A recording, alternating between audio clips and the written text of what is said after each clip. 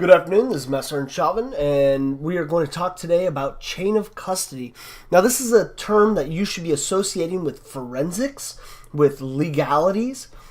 Chain of custody simply is the concept of making sure that any kind of evidence that you've seized and collected has had a secure holding during that time. Now, let's take a step back and talk a little bit of what leads us to chain of custody. Forensics is the science of collecting evidence that is going to be considered admissible in court. So really, forensics is just collecting information regarding some type of situation. For it to be admissible in court, it has to be relevant to whatever the proceedings are.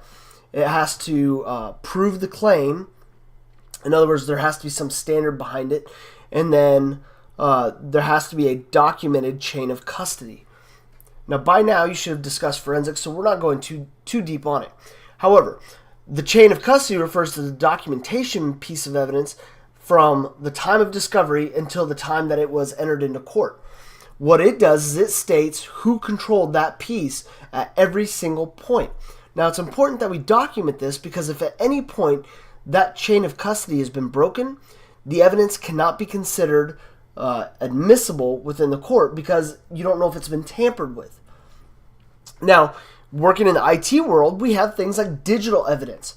When some computer gets hacked, it's not the physical machine that you are going to provide evidence on. It's what's going on in the operating system or in the sublayers that's going to prove what happened with that device.